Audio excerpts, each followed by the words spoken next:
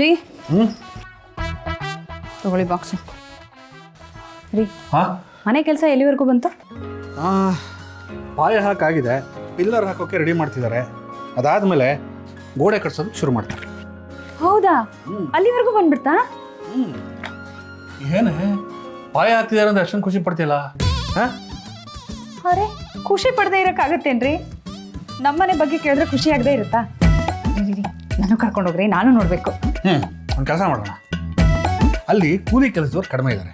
ನೀನು ಕೂಲಿ ಕೆಲಸಕ್ಕೆ ಬಂದ್ಬಿಡು, ಒಂದು ಆಳು ಸಂಬಳ ಉಳಿಯುತ್ತೆ, ಜೊತೆಗೆ ಮನೆಗೆ ಕಾವಲು ಇದ್ದಂಗೂ ಆಗುತ್ತೆ.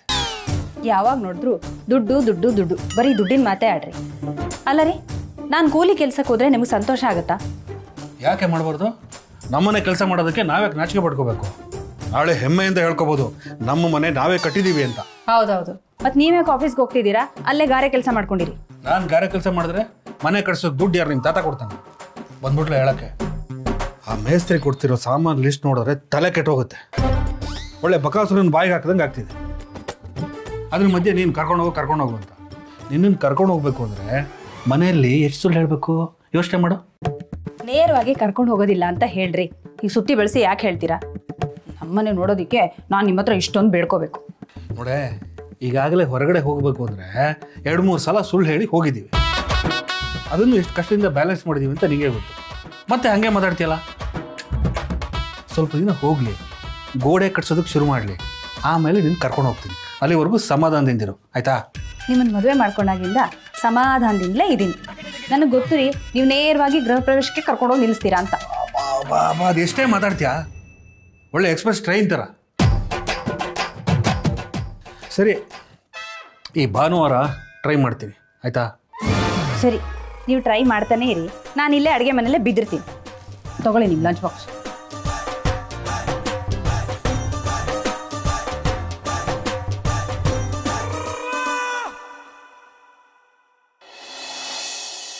ಅಮ್ಮ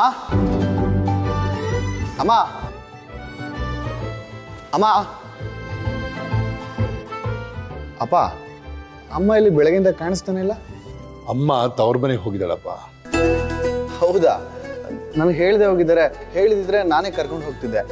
ಹೇಗಿದ್ರು ಅಜ್ಜಿ ತಾತನ ನೋಡಿ ತುಂಬಾ ದಿನ ಆಯ್ತು, ಮಾತಾಡ್ಸ್ಕೊಂಡು ಬರ್ಬೋದಿತ್ತು. ಹೌದು, ನಾನು ನಿನ್ನ ಜೊತೆ ಬರ್ತಿದ್ದೆ. ಮಾವ, ಅತ್ತೆ ಏನಕ್ಕೆ ಅಲ್ಲಿಗೆ ಹೋಗಿದ್ದಾರೆ? ಏನೋ ಕೆಲಸ ಇದೆ ಅಂತ ಹೋಗಿದ್ದಾಳಮ್ಮ. ಅದು ಅಲ್ಲದೆ ಅವ್ರ ಅಪ್ಪ ಅಮ್ಮ ನೋಡಿ ತುಂಬಾ ದಿನ ಆಗಿತ್ತಲ್ಲ, ನೋಡ್ಕೊಂಡು ಬರೋಣ ಅಂತ ಹೋದ್ಲು. ಹೋಗಿ ಬರಲಿ ಬಿಡು. ಅದು ಸರಿನೇ.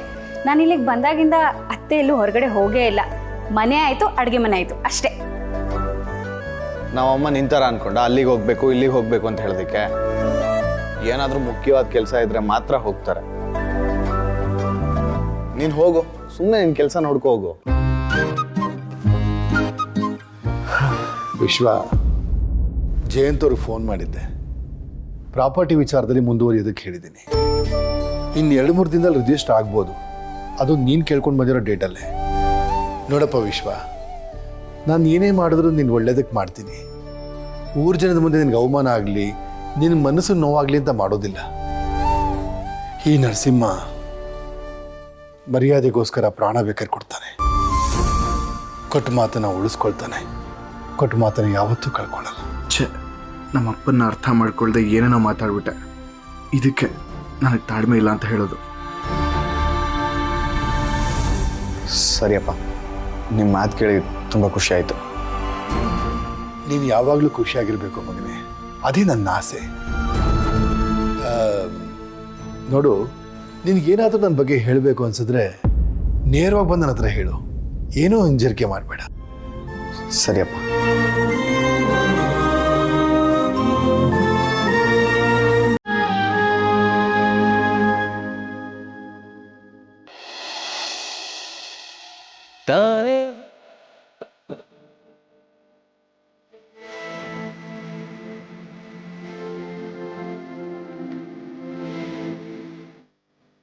ರೀ, ಈ ತಿಂಗಳ ಖರ್ಚನ್ನ ಭಾವನಾ ಆಗಲೇ ಕೊಟ್ಬಿಟ್ಟಿದ್ದಾಳೆ. ಈ ತಿಂಗಳಿಗೆ ಏನೇನು ಎಷ್ಟೆಷ್ಟು ಬೇಕು ಅಂತ ಲಿಸ್ಟ್ ಬರ್ತಿದ್ದೀನಿ. ನೀವು ಒಂದ್ಸಲ ಸರಿಯಾಗಿದೆಯಾ ಅಂತ ನೋಡ್ಬಿಡಿ. ಲಕ್ಷ್ಮಿ, ಮನೆಗೆ ಎಷ್ಟು ಬೇಕು ಏನು ಬೇಕು ಅಂತ ಎಲ್ಲ ನಿಮಗೆ ಗೊತ್ತು. ನಾನೊಂದ್ಸಲ ಚೆಕ್ ಮಾಡೋದೇನು? ತಗೋ, ಈ ತಿಂಗಳದು ಮನೆ ಕಡೆಗೆ ನನ್ನ ಕಡೆಯಿಂದ ಬರಬೇಕಾಯ್ತು. ದೇವ್ರೆ, ಕೊನೆಯ ಸಂಬಳದಲ್ಲಿ ಬಂದಿರೋ ದುಡ್ಡನ್ನು ಕೊಡ್ತಾ ಇದ್ದೀನಿ. ಲಕ್ಷ್ಮಿ ನಿವಾಸ ಕಟ್ಟಬೇಕು, ಮಗಳು ಮದುವೆ ಮಾಡಬೇಕು ಅಂತಿರೋ ಲಕ್ಷ್ಮಿ ಮುಂದೆ ರಿಟೈರ್ಮೆಂಟ್ ವಿಚಾರ ಹೇಳೋಕ್ಕಾಗ್ತಾ ಇಲ್ಲ. ಸತ್ಯನ ಮುಚ್ಚಿಡೋದಕ್ಕೆ ದುಡ್ಡನ್ನು ಬಳಸ್ಕೊತಾ ಇದ್ದೀನಿ. ನಾನು ಕ್ಷಮಿಸ್ಬಿಡು ದೇವ್ರೆ.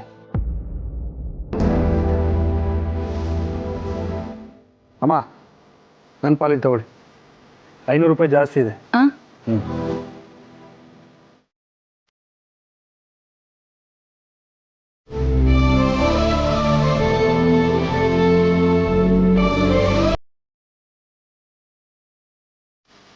ಅಯ್ಯಯ್ಯೋ, ಈಗ ನಾನು ಕೊಡಬೇಕು, ಆದರೆ ಕೊಡೋಕ್ಕೆ ನನ್ನ ಹತ್ರ ದುಡ್ಡಿಲ್ಲ.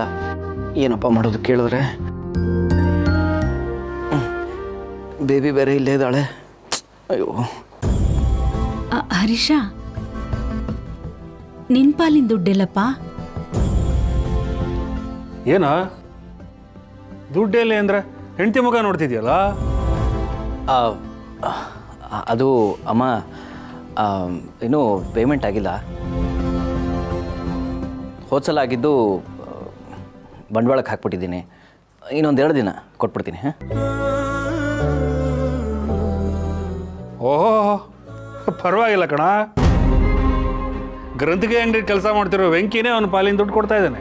ಇನ್ನು ಲಕ್ಷಾಂತರ ಬಂಡವಾಳ ಹಾಕಿರೋರು ನೀನು, ನಿನ್ನತ್ರ ದುಡ್ಡಿಲ್ವಾ? ದುಡ್ಡು ಕೊಡ್ಬೇಕಾಗತ್ತೆ ಅಂತ ಡೌ ಮಾಡ್ತಿದ್ಯಾ? ಬರೋ ಸಂತು, ಯಾಕಪ್ಪ ಹಂಗೆ ಮಾತಾಡ್ತೀಯ? ಅವನಿನ್ನೂ ಈಗೇನೋ ಬಿಸ್ನೆಸ್ ಶುರು ಮಾಡಿದ್ದಾನೆ. ಏನೋ ಖರ್ಚುಗಳು ಇರ್ತಾವಲ್ಲ, ಇರಲಿ ಬಿಡು.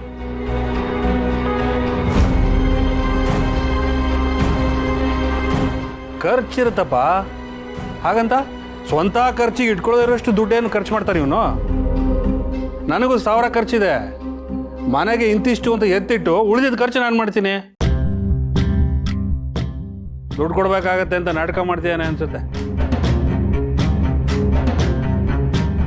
ಹರಿ, ನಾಟಕ ಮಾಡಿದ್ ಸಾಕು. ಅತ್ತೆ, ಅವ್ರ ಪಾಲಿನ ದುಡ್ಡನ್ನ ನನಗೆ ಆಲ್ರೆಡಿ ಕೊಟ್ಟಿದ್ದಾರೆ. ಅವ್ರು ದುಡ್ಡು ಕೊಡ್ಲಿಲ್ಲ ಅಂದ್ರೆ ನೀವೆಲ್ಲ ಹೇಗೆ ರಿಯಾಕ್ಟ್ ಮಾಡ್ತೀರಾ ಅಂತ ನೋಡಕ್ ಈ ಥರ ನಾಟಕ ಮಾಡಿದ್ರು ಅಲ್ವಾ ಹರಿ?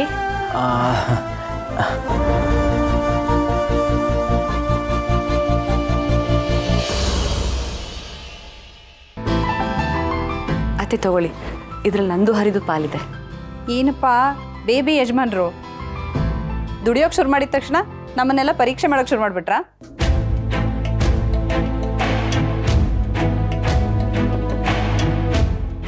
ಮಾಡ್ತಾನೆ, ಯಾಕಂದ್ರೆ ಇಷ್ಟು ದಿನ ಆರಾಮಾಗಿದ್ದ. ಈಗ ಕಷ್ಟಪಟ್ಟು ದುಡಿತಿದ್ದಾನೆ. 1 ರೂಪಾಯಿ ಬೆಲೆ ಏನು ಅಂತ ಈಗ ಗೊತ್ತಾಗ್ತಿದೆ ಅವನಿಗೆ. ನೋಡಿ, ಈಗ ಎಲ್ಲ ಬೆಲೆನೂ ಜಾಸ್ತಿ ಆಗ್ತಾ ಇದೆ. ಒಂದು ವಸ್ತುನ ತಗೊಂಡ್ರೆ ಇನ್ನೊಂದು ವಸ್ತು ತಗೊಳಕ್ಕಾಗ್ತಾ ಇಲ್ಲ. ಅದಕ್ಕೆ ಮುಂದಿನ ತಿಂಗಳಿಂದ ಎಲ್ಲರೂ ಸ್ವಲ್ಪ ದುಡ್ಡು ಜಾಸ್ತಿ ಕೊಡ್ಬೇಕಾಗತ್ತೆ. ಒಬ್ಬೊಬ್ರು ಎಷ್ಟು ಕೊಡ್ಬೇಕು ಅಂತ ನಾನು ಲೆಕ್ಕ ಹಾಕಿ ಹೇಳ್ತೀನಿ. ಅಲ್ಲಮ್ಮ, ವೆಂಕಿ ಬೇರೆ ಅವನ ಪಾಲಿಗೆ ದುಡ್ಡು ಕೊಟ್ಟಿದ್ದಾನೆ. ಅಲ್ಲಿಗೆ ಜಾಸ್ತಿ ಕೊಟ್ಟಂಗೆ ಆಯ್ತಲ್ಲ. ನಾವು ಯಾಕೆ ಜಾಸ್ತಿ ಕೊಡಬೇಕು? ನಾವು ದುಡ್ಡು ಜಾಸ್ತಿ ಕೊಡೋದಕ್ಕೆ ನಮಗೆ ಸಂಬಳ ಜಾಸ್ತಿ ಕೊಡ್ಬೇಕಲ್ಲ. ಸಂತು, ಒಂದು ಕೆಲಸ ಮಾಡೋಣ. ಮನೆಗೆ ಬೇಕಾಗಿರೋ ವಸ್ತುಗಳ ಪಟ್ಟಿನ ನೀನು ಕೊಟ್ಬಿಡ್ತೀನಿ.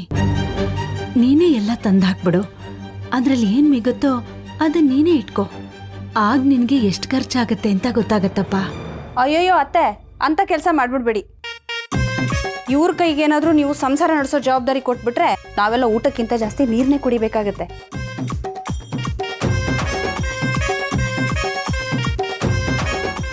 ಈ ಮನೆ ನಡೆಸೋದಿಕ್ಕೆ ನೀವೇ ಸರಿಯಾದ ವ್ಯಕ್ತಿ.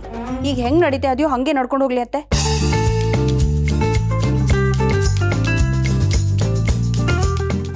ಪಕ್ಕಾ ಅತ್ತೆಗೆ ತಕ್ಕ ಸೊಸೆನೆ.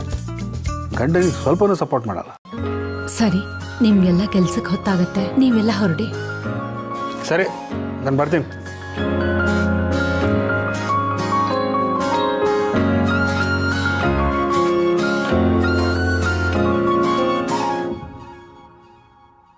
ರೀ, ನೀವು ಕೆಲ್ಸಕ್ಕೆ ಹೋಗಲ್ವಾ? ಹೌದಲ್ಲ, ಗಾಡಿ ಕಾಯ್ತಾ ಇರ್ತವೆ. ರೆಡಿ ಆಗ್ಬಿಡ್ತೀವಿ. ಲಕ್ಷ್ಮಿ, ಈ ಮನೆ ಜವಾಬ್ದಾರಿ ನೀನು ತಗೊಳ್ದೇ ಇದ್ದಿದ್ರೆ ಏನಾಗ್ತಿತ್ತೋ ಏನಮ್ಮ. ಹಾಗೇನೂ ಇಲ್ಲ ಅತ್ತೆ, ಎಲ್ರಿಗೂ ಅವ್ರವ್ರ ಜವಾಬ್ದಾರಿ ಇದೆ. ಆದ್ರೆ ಅದನ್ನ ಹೇಗ್ ನಿಭಾಯಿಸ್ಬೇಕು ಅಂತ ಗೊತ್ತಿಲ್ಲ. ಹೋಗ್ತಾ ಹೋಗ್ತಾ ಎಲ್ಲ ಗೊತ್ತಾಗತ್ತೆ. ಆದರೂ ನೀನು ಹಾಕೋ ಲೆಕ್ಕಾಚಾರದ ಮುಂದೆ ಯಾರು ಏನೂ ಮಾಡೋಕ್ಕಾಗಲ್ಲಮ್ಮ. ನೀನು ಈ ಮನೆಗೆ ಮಹಾಲಕ್ಷ್ಮಿನೇ.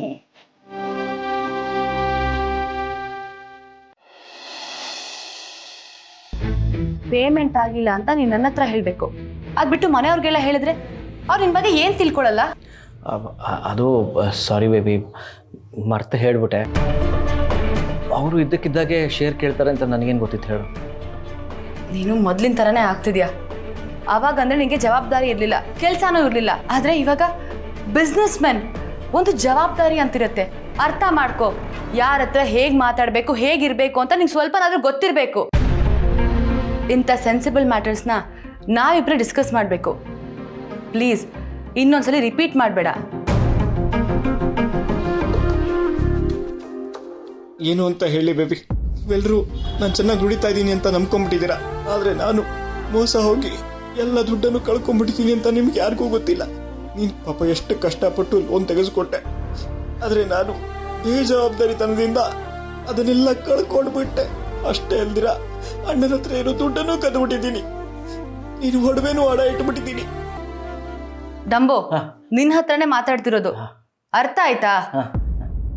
ಈ ನಡುವೆ ಏನೋ ಕಳ್ಕೊಂಡಿರೋ ಥರ ಇರ್ತೀಯಲ್ಲ, any problem? Problem? No no no, nothing at all. ಸರಿಯಾಗಿದೆ. ನಾನು ಮುಂಚೆ ಕೆಲಸ ಇರಲಿಲ್ಲ, ಈಗ ಖಾಲಿ ಕೂತಿಲ್ಲ, ಬಿಸ್ನೆಸ್ ಮಾಡ್ತಾ ಇದ್ದೀನಲ್ಲ, ನನಗೆ ಯಾವ ಥರ ಯೋಚನೆಯೂ ಇಲ್ಲ. No problem. ಸರಿ, ದುಡ್ಡು ಬಂದಿದ ತಕ್ಷಣ ಪ್ಲೀಸ್ ಫಸ್ಟ್ ಹೋಗಿ EMI ಕಟ್ಟು. ಲೋನ್ ಇದ್ದಷ್ಟು ನಮಗೆ ಬರ್ಡನ್ ಜಾಸ್ತಿ. ಲೋನ್ ಇದ್ದರೆ ಏನು ಸೇವಿಂಗ್ಸು ಮಾಡೋಕ್ಕಾಗಲ್ಲ, ನಾವು ದುಡ್ದಿರೋ ಸ್ಯಾಟಿಸ್ಫ್ಯಾಕ್ಷನೂ ಇರಲ್ಲ. ಮಖಕ್ಕೆ ಮಸಿ ಬೆಳೆದ್ರೆ ಹೇಗೋ ಒರೆಸ್ಕೊಳ್ಬೋದು, ಆದರೆ ಗೌರವಕ್ಕೆ ಧಕ್ಕೆ ಬಂದರೆ ತಡ್ಕೊಳಕ್ಕಾಗಲ್ಲ. ನಿನ್ನ ಬಗ್ಗೆ ಯಾರಾದರೂ ಕೆಟ್ಟದಾಗಿ ಪಾಯಿಂಟ್ ಔಟ್ ಮಾಡಿದ್ರೆ ನಾನಂತೂ ಸಹಿಸ್ಕೊಳ್ಳಲ್ಲ. ಪ್ಲೀಸ್ ಅರ್ಥ ಮಾಡ್ಕೋ, ಯು ಹ್ಯಾವ್ ರೆಸ್ಪಾನ್ಸಿಬಿಲಿಟೀಸ್. ಆಯಿತು ಬೇಬಿ, ನೀನು ಹೇಳಿದ ಹಾಗೆ ಇರ್ತೀನಿ.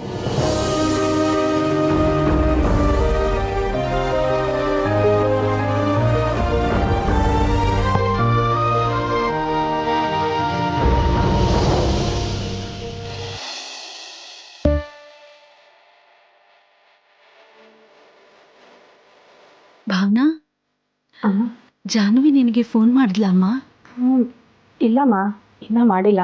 ದಿನಕ್ಕೆ ಒಂದ್ಸಲನಾದರೂ ಫೋನ್ ಮಾಡ್ತಾಳೆ, ಆದರೆ ಇನ್ನೂ ಮಾಡಿಲ್ಲ. ಯಾಕಮ್ಮ, ಏನಾದರೂ ಹೇಳೋದಿತ್ತಾ? ಇಲ್ಲ, ಅವಳು ಫೋನ್ ಮಾಡಿದ್ರೆ ನನಗೆ ಹುಷಾರಿಲ್ಲ ಅಂತ ಹೇಳಬೇಡ, ಸುಮ್ಮನೆ ಗಾಬರಿ ಆಗ್ತಾಳೆ. ಗಂಡನ ಜೊತೆ ಹೇಗೋ ಅನ್ಯೋನ್ಯವಾಗಿದ್ದಾಳೆ. ನನಗೆ ಹೀಗಾಯ್ತು ಅಂತ ಗೊತ್ತಾದರೆ ಗಾಬರಿಯಿಂದ ಹೊರಟು ಬಂದ್ಬಿಡ್ತಾಳೆ. ಅದಕ್ಕೆ ಹೇಳಬೇಡ ಅಂತಂದೆ. ಸರಿ ಅಮ್ಮ, ಇಷ್ಟೊತ್ತಿಗಾಗಲೇ ಫೋನ್ ಬರಬೇಕಾಗಿತ್ತು. ಮಾಡಿಲ್ಲ ಅಂದರೆ ಇವತ್ತು ಮಾಡ್ದೇನೆ ಇರ್ಬೋದು. ಇಲ್ಲಮ್ಮ, ಅವಳು ನನ್ನ ಜೊತೆ ಮಾತಾಡದೇ ಇರೋದಿಲ್ಲ. ಅವಳು ಇನ್ನೂ ಫೋನ್ ಮಾಡಿಲ್ಲ ಅಂದರೆ ಮತ್ತೆ ಅಲ್ಲೇನಾದರೂ ನೆಟ್ವರ್ಕ್ ಪ್ರಾಬ್ಲಮ್ ಆಗಿರ್ಬೋದೇನೋ. ಇಲ್ಲ ಅಂದರೆ ನನಗಾದರೂ ಫೋನ್ ಮಾಡಿರ್ತಿದ್ಲು. ನೆಟ್ವರ್ಕ್ ಪ್ರಾಬ್ಲಮ್ಮ? ಅಲ್ಲೇನಮ್ಮ ಅಷ್ಟು ನೆಟ್ವರ್ಕ್ ಪ್ರಾಬ್ಲಮ್ ಇರುತ್ತೆ? ಈ ಮಳೆ ಗಾಳಿಗೆ ಮರ ಏನಾದರೂ ಬಿದ್ದು ಸಮಸ್ಯೆ ಆಗಿರುತ್ತಮ್ಮ. ಅಮ್ಮ, ಇಲ್ಲೂ ಮಳೆ ಬರುತ್ತೆ, ಗಾಳಿ ಬೀಸುತ್ತೆ. ಇಲ್ಲದೆ ಇರೋ ಪ್ರಾಬ್ಲಮ್ ಅಲ್ಲಿ ಏನು ಅಂತ? ಇಲ್ಲ ಅಮ್ಮ, ನಾವು ಅವ್ರ ಮನೆಗೆ ಹೋದಾಗ ನೋಡಿದ್ವಲ್ಲ, ಅಲ್ಲಿ ನೆಟ್ವರ್ಕ್ ಸಮಸ್ಯೆ ಇದೆ. ಅಳಿಯಂದ್ರು ಕಂಪ್ಲೇಂಟ್ ಕೂಡ ಮಾಡಿದ್ರು. ಪದೇ ಪದೇ ಹೀಗಾಗ್ತಿದ್ರೆ ಅಳಿಯಂದ್ರು ತಾನೇ ಏನು ಮಾಡ್ತಾರೆ? ಬಿಡುವಿಲ್ಲದ ಕೆಲ್ಸದ ನಡುವೆ ಇದ್ರ ಬಗ್ಗೆ ಗಮನ ಕೊಡೋಕ್ಕಾಗತ್ತಾ ಹೇಳು? ಸರಿ ಅಮ್ಮ, ಅವಳೇನಾದರೂ ಫೋನ್ ಮಾಡಿದ್ರೆ ನಿನ್ನ ವಿಷಯ ಏನೂ ಹೇಳಲ್ಲ, ಆಯಿತಾ?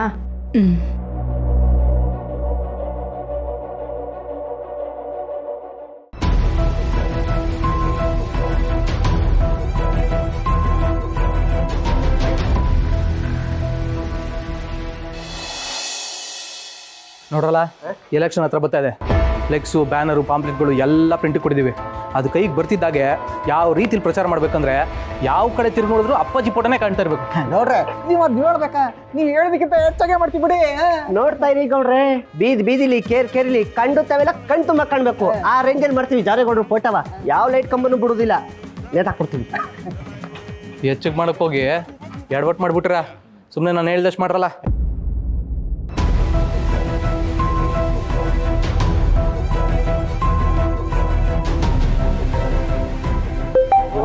ನಾವಿಲ್ವೇ? ಒಂದು ನಿಮಿಷ ಇರಲ್ಲ, ಎಲ್ಲ ಕಡೆ ಹಾಕ್ಬಿಡ್ತಿಲ್ಲ.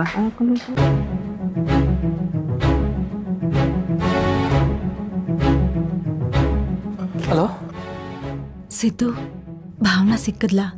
ಏನಾದರೂ ಮಾತಾಡ್ತೀಯಾ? ಇಲ್ಲ ಲಕ್ಷ್ಮತೆ, ಸಿಕ್ಕಾಗ ಅವ್ರು ಏನು ಕೇಳಿದ್ರು ಹೇಳ್ತಿಲ್ಲ. ಅವ್ರ ಮನ್ಸಲ್ಲಿ ಏನಿದೆ ಅಂತ ತಿಳ್ಕೊಳಕ್ಕೂ ಆಯ್ತಿಲ್ಲ. ಅವಳು ಮೊದಲಿಂದಾನೂ ಹೀಗೆ ಸಿದ್ದು, ಯಾರ ಹತ್ರನೂ ಏನು ಹೇಳ್ಕೊಳಲ್ಲ.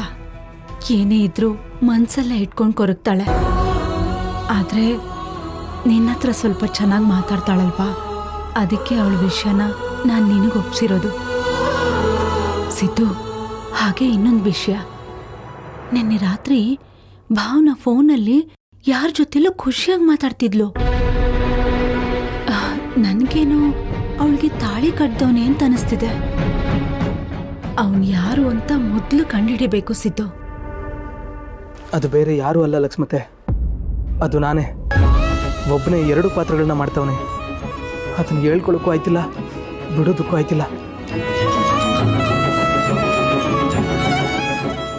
ಹಲೋ ಸಿದ್ದು, ಸಿದ್ದು ಯಾಕಪ್ಪ ಏನು ಮಾತಾಡ್ತಿಲ್ಲ? ಏನು ಯೋಚನೆ ಮಾಡ್ತಾ ಇದೀಯಾ? ಏನಿಲ್ಲ, ಆ ಹುಡುಗ ಯಾರಿರ್ಬೋದು ಅಂತ ಯೋಚನೆ ಮಾಡ್ತಿದ್ದೆ. ಲಕ್ಷ್ಮತೆ, ಹಿಂಗೆ ಕೇಳ್ತೀನಿ ಅಂತ ಬೇಜಾರಾಗ್ಬಿಡಿ. ಈಗ ಆ ಹುಡುಗ ಯಾರು ಅಂತ ಗೊತ್ತಾದ್ರೆ ಏನು ಮಾಡ್ತೀರಾ? ಅವರಿಬ್ಬರು ಒಂದು ಮಾಡ್ತೀರಾ? ಒಂದು ಮಾಡೋದು ಬಿಡೋದು ಆಮೇಲೆ ಸಿದ್ದು. ಮೊದಲು ಅವನು ಯಾರು ಅಂತ ನನಗೆ ಗೊತ್ತಾಗಬೇಕು. ಭಾವನಾ ಹೇಗಿದ್ರು ಮನೆಯಿಂದ ಆಫೀಸ್ಗೆ, ಆಫೀಸಿಂದ ಮನೆಗೆ ಬರ್ತಾಳೆ. ಇದ್ರ ಮಧ್ಯದಲ್ಲಿ ಅವನ್ ಎಲ್ಲಿ ಸಿಗ್ತಾನೆ ಅಂತ ನೀನ್ ಕಂಡುಹಿಡಿಬೇಕು. ನಿನಗೆ ಹೇಗಿದ್ರು ಜನಗಳು ಗೊತ್ತಿದ್ದಾರೆ. ಅವ್ರಿಗೆ ಹೇಳಿದ್ರೆ ಖಂಡಿತ ಅವ್ರು ಯಾರು ಅಂತ ಕಂಡುಹಿಡಿತಾರೆ. ಅಯ್ಯೋ ಲಕ್ಷ್ಮತೆ, ಇಂಥ ವಿಷಯದಲ್ಲಿ ಯಾರೂ ನಂಬೋಕ್ಕಾಗೋದಿಲ್ಲ. ನಾನು ನೋಡ್ಕೋತೀನಿ ಅಂತ ಹೇಳಿವನಲ್ಲ, ನಾನು ನೋಡ್ಕೋತೀನಿ ಬಿಡಿ. ಸರಿ ಸಿದ್ದು, ನಾನು ನಿನ್ನನ್ನೇ ನಂಬಿದ್ದೀನಪ್ಪ. ಬೇಗ ಅವ್ರು ಯಾರು ಅಂತ ಕಂಡುಹಿಡಿ.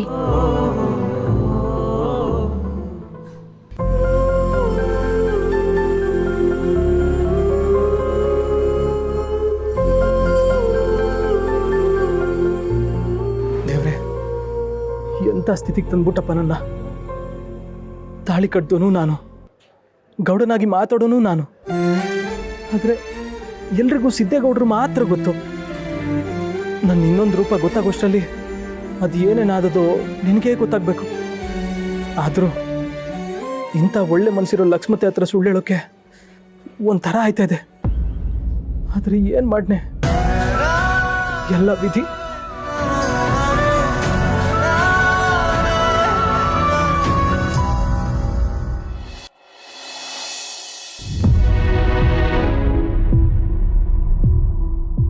ಅಮ್ಮಂಗೊಂದು ಕಾಲ್ ಮಾಡೋಣ. ಬೇಡ, ಫಸ್ಟ್ ಅಕ್ಕಂಗೆ ಕಾಲ್ ಮಾಡಿ ಅವಳು ಹೇಗಿದ್ದಾಳೆ ಅಂತ ತಿಳ್ಕೊಂಡು ಆಮೇಲೆ ಅಮ್ಮಂಗೆ ಕಾಲ್ ಮಾಡಿ.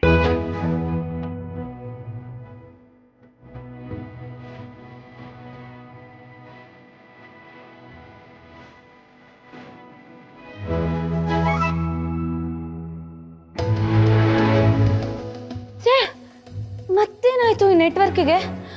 ಮೊದಲು ಇವ್ರಿಗೆ ಹೇಳಿ ಈ ಮನೆಯಲ್ಲಿ ಯಾವ ನೆಟ್ವರ್ಕ್ ಸಿಗುತ್ತೋ ಆ ಸಿಮ್ ತಗೋಬೇಕು. ಒಳ್ಳೆ ಕಾಟ ಆಗೋಯ್ತಲ್ಲ ಇದು.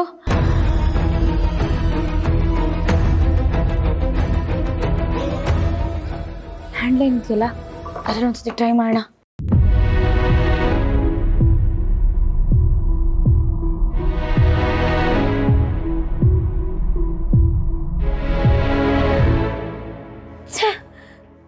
ಇದು ವರ್ಕ್ ಆಗ್ತಿಲ್ವಲ್ಲ, ಹಾಳಾದ್ದು. ನೋಡಿದ್ರೆ ಎಲ್ಲ ಒಟ್ಟಿಗೆ ಹಾಳಾಗುತ್ತೆ. ಛೇ,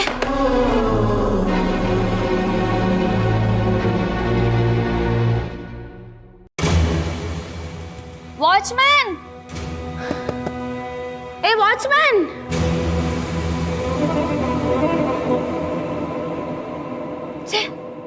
ಇವನೊಬ್ಬ ಚೂಡಂತರ ಆಡ್ತಾನೆ. ಎಷ್ಟು ಕೂಗಿದ್ರು ಕೇಳಿಸ್ಕೊಳ್ಳೋದು ಇಲ್ಲ, ಈ ಕಡೆ ತಿರ್ಗೋದು ಇಲ್ಲ. ಎಲ್ಲಿಂದ ಹಿಡ್ಕೊಂಬಂದ್ರ ಇವನ್ನ. ಛೇ